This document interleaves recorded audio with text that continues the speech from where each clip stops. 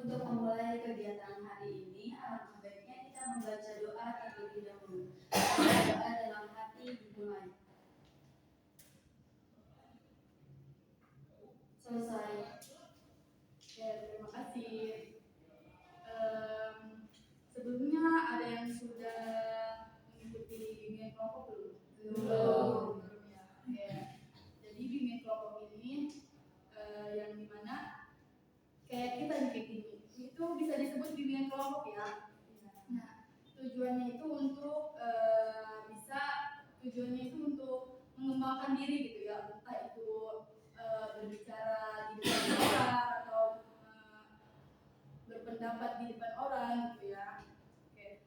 Jadi nih, terus kalau misalkan di antara kalian nih ya, ada yang bersifat pribadi atau rahasia, jadi kalian membahasnya di dalam forum saja, tidak boleh dibawa keluar. Kalau emang benar-benar rahasia banget gitu ya. Nah, oke, ada yang ingin ditanyakan? Tidak. Oke.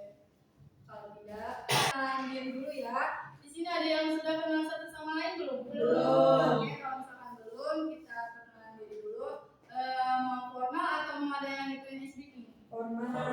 Kalau misalkan formal, sebutin nama sama jurusan. Oke, mulai dari sini.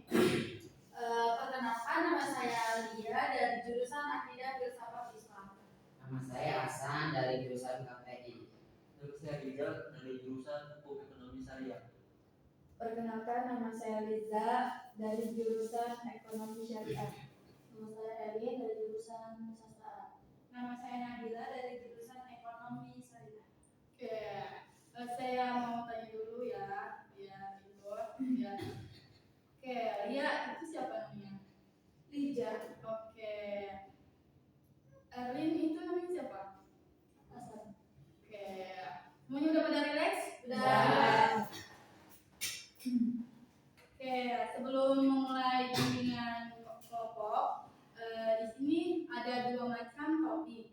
Yang pertama itu ada topik tugas sama bebas. Nah, kalau topik tugas itu dari pribadi saya sendiri. Kalau bebas dari teman-teman. Nah, kalian mau pakai yang mana nih? Bebas. Oke, kalau misalkan bebas, ada yang mau ngajuin judulnya nggak? Saya. Oke. Judul apa? Judul yang mau saya ajukan itu mengenai revisi RUU TNI kemarin yang sedang ramai. Oke, selanjutnya dari sini.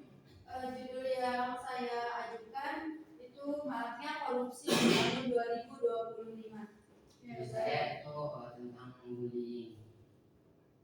Oke, ada yang memilih dari Hasan nggak topiknya? Oke, dari Lia. Siapa yang dari Lia?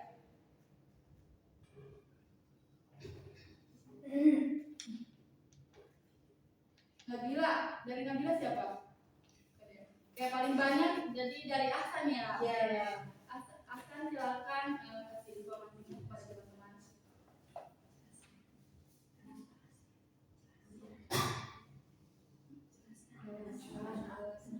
Jelaskan informasinya bagaimana.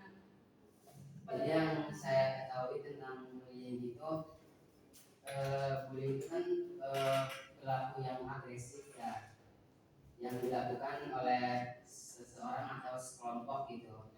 Secara berulang kali. Bullying itu kan bisa berupa menyakiti atau merendahkan gitu kan. Terus bullying juga banyak berbagai macam ya, kayak kekerasan fisik gitu, terus tekanan mental hingga secara verbal dan digital. Korban bullying juga bukan remaja doang kan, ada juga yang bahkan ibu juga ada yang terkena bullying.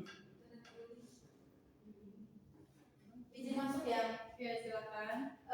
Maraknya bullying. Ada sekarang banyak bullying di ranah pendidikan ya.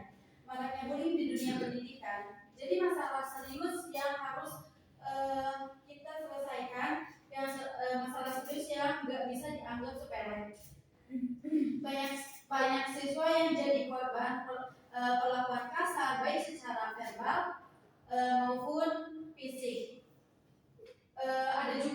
bullying lewat media sosial. Hal ini gak cuma ngaruh ke mental korban, tapi juga bisa ganggu proses belajar tumbuh kembang mereka. Sayangnya, kadang bullying ini dianggap hal biasa atau malah nggak disadari oleh guru dan orang tua. Nah, padahal perlu ada kesadaran dan tindakan nyata dari semua pihak buat mencegah dan menangani bullying, supaya lingkungan sekolah di tempat yang aman dan nyaman buat para siswanya. Jadi buat bukan meniadakan ya, kalau meniadakan susah ya kalau bullying. Buat mengurangi bullying, mencegah bullying di ranah pendidikan, apalagi di sekolah, itu bagaimana caranya?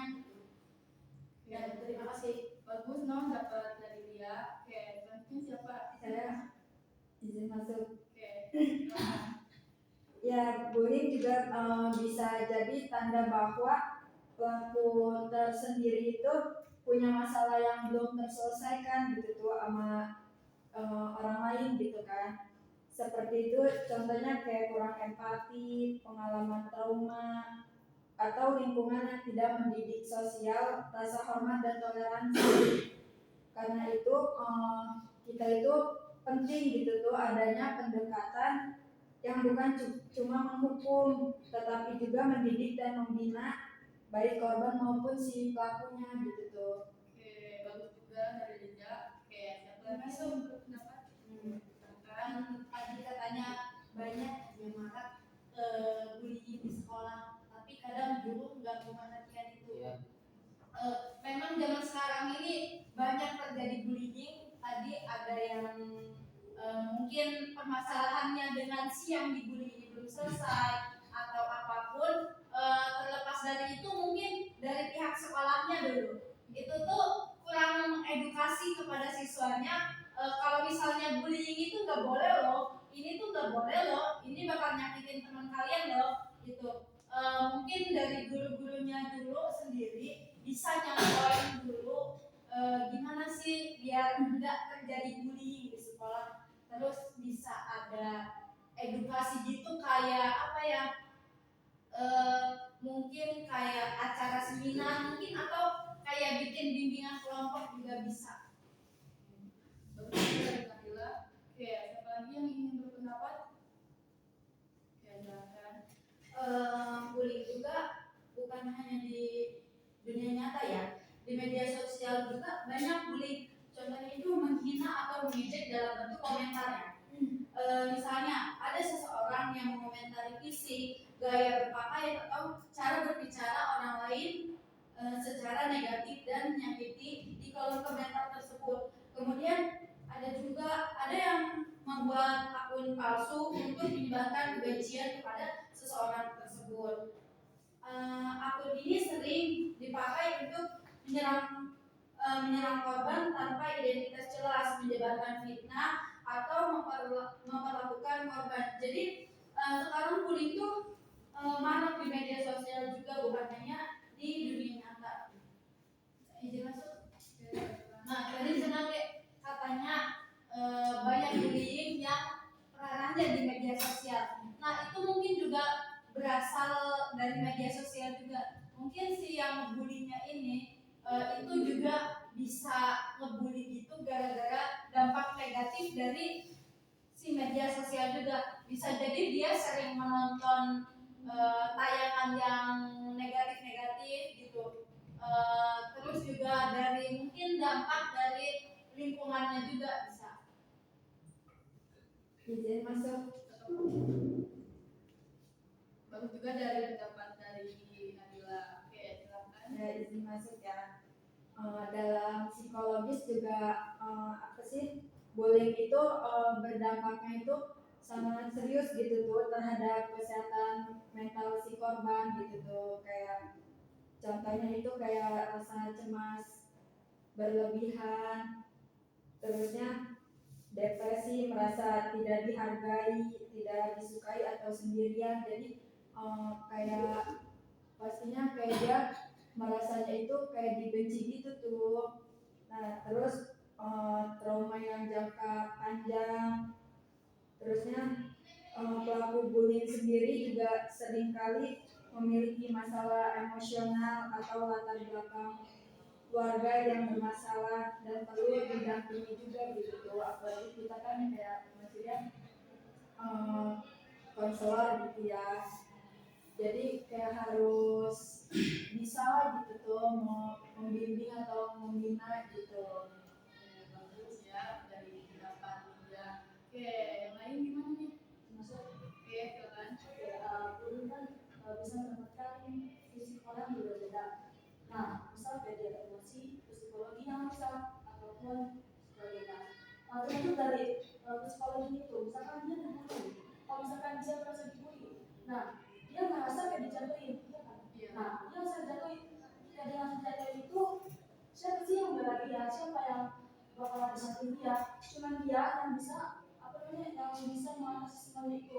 Namun karena dia merasa terbully itu, adalah satu orang yang mengerti bahwasan dari diri itu kayak nggak baik segala macam gitu kan. Tapi temen-temen ini tetap aja ngebully.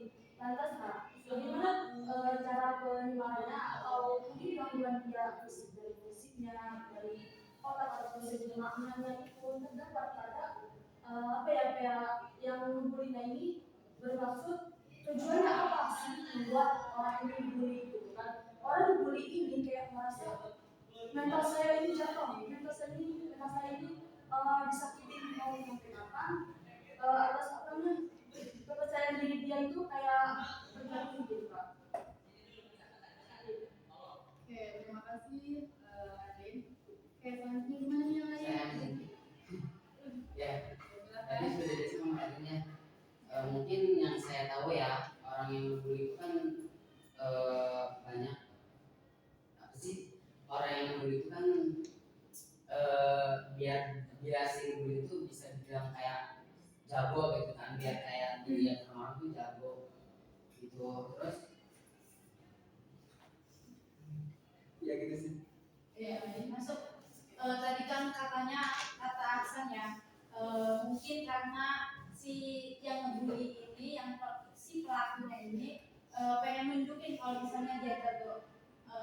Terus ada juga mungkin karena dia anaknya orang tinggi, misal anaknya pejabat. Nih dia nih mau nunjukin gitu, nih gue nih anak pejabat gitu. Gue nggak takut sama siapapun gitu. Bapak gue pejabat, nggak bakal ada yang mau hukum gue, nggak bakal berani hukum gue gitu. Terus juga Oke, ada yang mau berpendapat lagi? sebenarnya bullying itu ya, orang-orang yang bullying itu malah sebenarnya orang-orang yang bermasalah. Sebenarnya orang tua itu sangat berperan penting bagi setiap anak. Apalagi sekarang anak-anak kecil itu udah pada pegang ponsel ya. Terus media sosial itu bisa diakses sampai bisa diakses sama siapapun. Nah, bisa juga akibat orang ngebully itu akibat dari tontonan. Biasa siswa atau si anak itu terpengaruh oleh tontonan yang mengandung unsur kekerasan, hinaan atau candaan yang merendahkan orang lain. Nih misalnya ada konten kayak sekarang tuh ada kayak prank-prank gitu ya, prank-prank kasar yang merendahkan orang lain tapi dianggap lucu oleh mereka karena mereka belum memahami isi video itu kan. Terus atau ada lagi video atau film yang menormalisasi kekerasan verbal atau fisik, seolah-olah itu cara biasa untuk menyelesaikan masalah. Misalkan ada kayak film-film yang isinya itu kayak korban kekerasan, bullying atau apa, tapi dianggap oleh mereka itu sebagai candaan karena mereka itu hilang pengawasan dari orang tua. Terus sekarang itu ada kayak influencer atau tokoh publik yang suka menghina, menyindir atau mengejek lalu ditiru oleh anak-anak karena dianggap keren atau lucu. Padahal itu bukan buat candaan kayak fisik gitu kan, dijadikan candaan karena anak kecil menganggap itu lucu, jadi ya udah diikuti oleh mereka karena mereka itu belum paham akan isi video itu.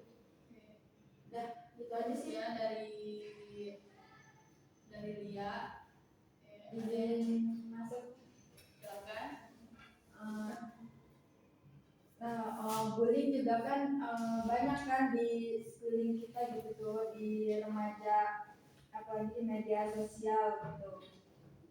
Yang pertama itu kan lebih berbahaya karena tersembunyi dan terus-terusan gitu kan.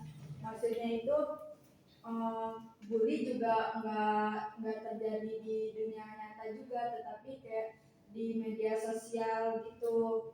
Ya, apa sih namanya, bisa terjadi di kapan saja, di mana saja. Terus sulit juga untuk dihentikan gitu tuh, karena kan apa sih, media sosial kan kayak ruang digitalnya itu kayak luas gitu kan, jadi kayak gampang lah menyebarnya gitu tuh. Terus jejak digital juga kan bisa mempermalukan lebih luas dan lama.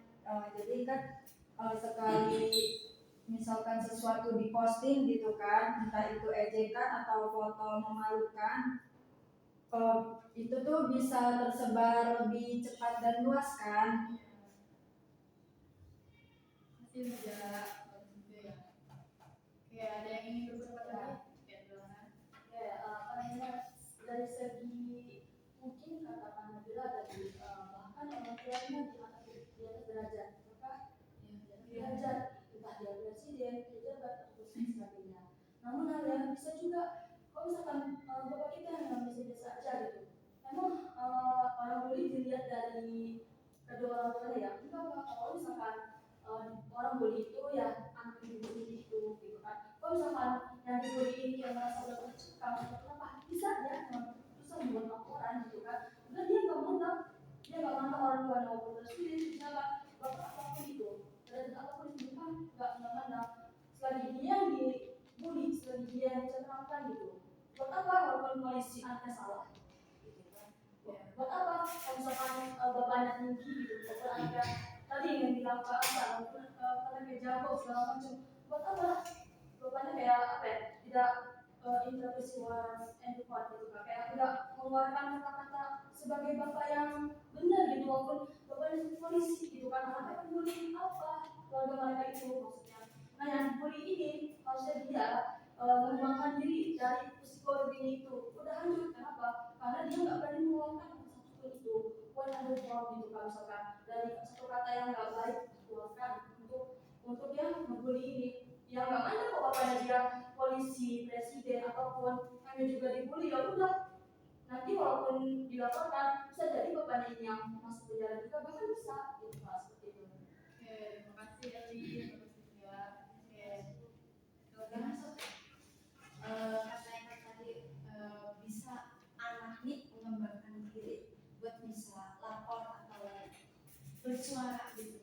Padahal di Indonesia kan ada Komisi Perlindungan Anak, ya. Tapi kenapa Komisi Perlindungan Anak ini seakan-akan nggak berperan gitu, nggak berguna. Padahal pembulian di Indonesia ini banyak loh, banyak yang tersimpan, tersusun rapi, tidak terbongkar, ya kan? Mungkin karena memang anaknya ini nggak mau bersuara, atau mungkin dari pihak KPAI-nya itu nggak menelusuri gitu. Kalau misalnya anaknya ini nggak bersuara, ya mungkin karena emang dia, kata Kak Elin itu tadi, ininya apa sih, mentalnya udah turun, makanya dia nggak berani lapor. Mungkin juga gara-gara diancam gitu sama si pembulinya gitu. Kalau misalnya dia ngancem terus dia laporin, dia akan semakin membuli dia kan. Nah mungkin si yang dibulinya ini pasti takut sama dia. Oke, bagus juga ya dari Nabila. Oke, selanjutnya siapa yang ingin berpendapat? Silakan. Saya Ya. bullying itu kan ada banyak kan. Bullying itu tindakan menyakiti atau mengintimidasi orang lain secara sengaja dan berulang-ulang, baik secara fisik, verbal, sosial maupun melalui dunia maya. Pelaku bullying ini biasanya ingin menunjukkan kekuasaan atau membuat korban merasa lemah, takut atau tidak berharga. Terus jenis bullying itu ada 4 ya. Yang pertama ada fisik. Fisik itu kayak memukul, menendang, mendorong, mencubit atau merusak barang milik orang lain. Terus yang kedua itu ada verbal. Verbal ini kayak mengejek, menghina, mengancam atau mempermalukan dengan kata-kata. Yang ketiga itu ada sosial, kayak mengucilkan, menyebar gosip atau merusak hubungan pertemanan seseorang. Dan yang terakhir ada 4, yaitu cyberbullying atau menggunakan media sosial kayak pesan teks atau internet untuk menyakiti atau mempermalukan orang lain. Oke, terima kasih Rizal, bagus juga ya. Ada yang ingin masuk lagi nggak? Beberapa. Oke, silakan Erin. Bahkan dari walaupun dari Indonesia juga karena bila bilang walaupun dia education pun gitu kan mengatakan bahwasanya orang yang dibully itu bahkan nggak nanya apapun tadi yang kakak tersebut bilang tadi, kalau misalkan kakak sedang memukul menendang itu orangnya bukan lagi dibully namun kekerasan yang fatal yang nggak bisa lagi untuk diandalkan gitu kan. Itu bukan bully lagi, dia tahu dia ditendang kata dia gitu kan.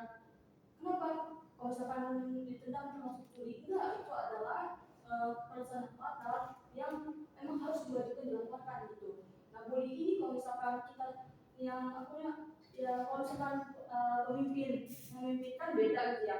Kalau misalkan yang memimpin ini gitu kan, dia termasuk yang bully ini gitu. Yang bully ini kayak terus menerus sampai kapanpun nggak akan selesai, nggak akan terbatasi dalam hal apapun tersebut apapun itu. Kalau misalkan nggak ada hakim, kalau misalkan di perlombaan biar kontra sama pro, kalau nggak ada juri mereka kayak udah lanjut besok mau apa lagi gitu. Kalau misalkan juri yang memperkenalkan apa kayak menyelesaikan masalah tersebut, nah gitu. Kemudian juga sama kalau misalkan mereka kayak terus kayak gitu, yang dibully ini nggak akan selesai, nggak akan berhenti sebelum dia melapor gitu kan, melapor apa yang dia rasakan. Mungkin dia psikologinya bisa disebut langsung gila ataupun hilang ingatan segala macam, ataupun dengan education yang misalnya ya mungkin karena dibully ini, kenapa ya dibully ini dia merasa kayak kekurangan atau pengembangan dirinya hilang gitu seperti itu. Oke, makasih Erin, bagus juga. Ada yang ingin buat lagi? Oke, silahkan ya. Kita bisa lihat ya, bullying di kasus bullying di Indonesia itu semakin hari semakin marak, semakin banyak.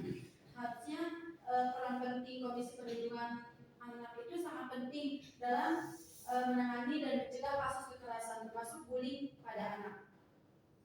Seharusnya Komisi Perlindungan Anak itu berperan dalam menerima dan menindaklanjuti laporan. Misal ada yang korban bullying terus laporan kan ke Komisi Perlindungan Anak. Harusnya Komisi Perlindungan Anak ini menjadi tempat bagi masyarakat untuk melapor jika ada pelanggaran hak anak seperti bullying, kekerasan fisik atau pelecehan secara cepat gitu ditindaklanjuti. Kedua, ada memberikan pendampingan kepada anak. Jadi anak yang menjadi korban bullying bisa mendapat pendampingan psikologis, hukum, dan sosial agar bisa pulih dan merasa aman kembali.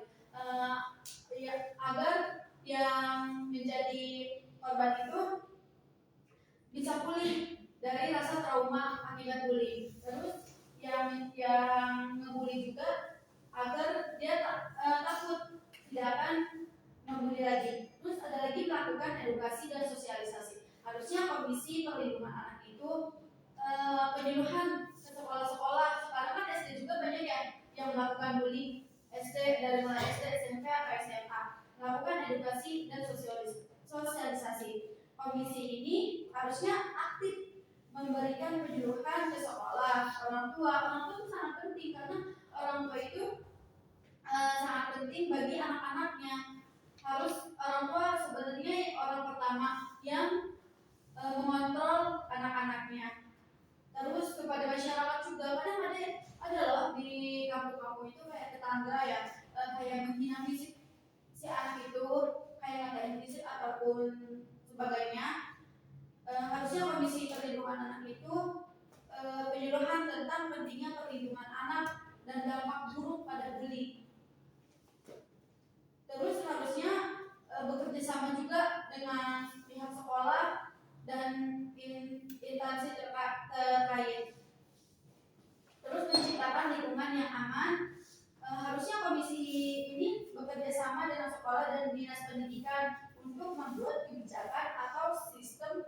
dengan anak agar bullying di Indonesia itu mengurang. Masih ya sangat bagus juga ya. Oke, ada yang berpendapat lagi?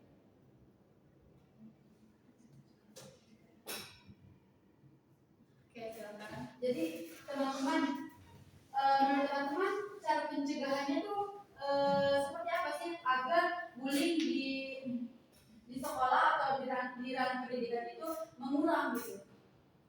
Silakan, siapa yang Oke, silakan. Menurut saya yang pertama pasti dimulai dari diri sendiri.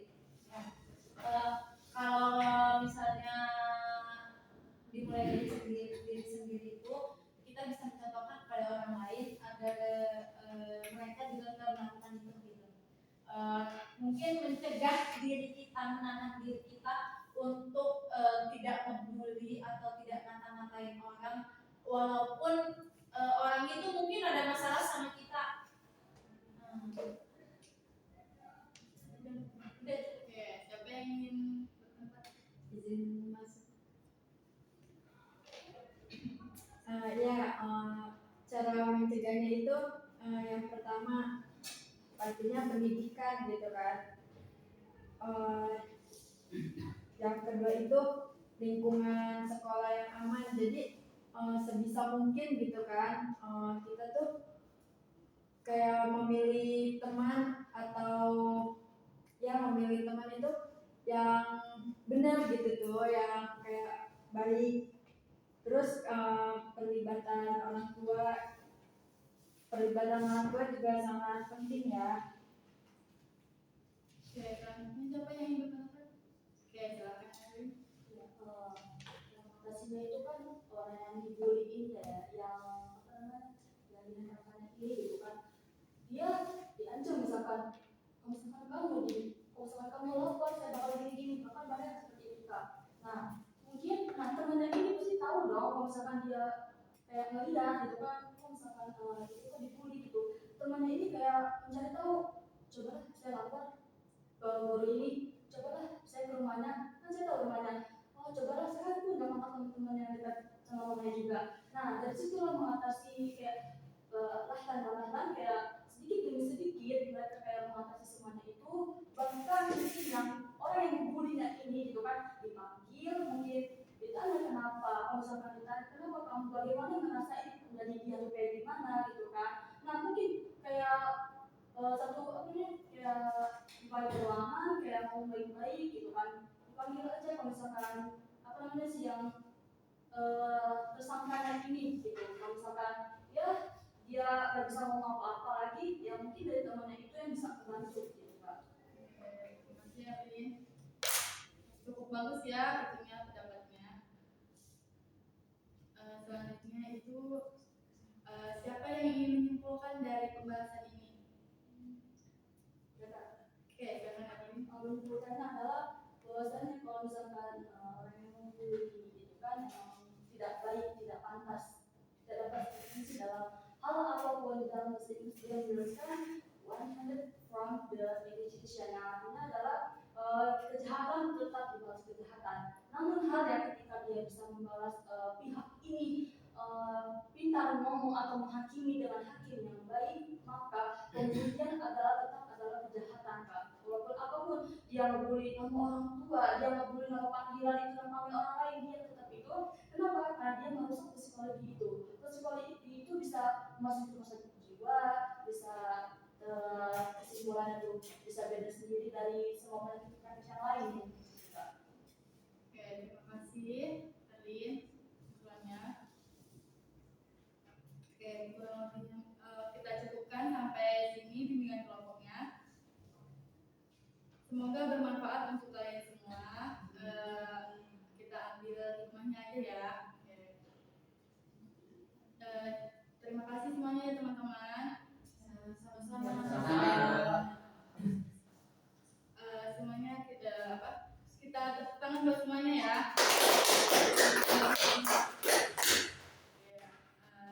Mohon maaf ya sebelumnya kalau misalkan ada kata-kata yang kurang jelas atau hal apapun itu ya. Oke. Assalamualaikum warahmatullahi wabarakatuh.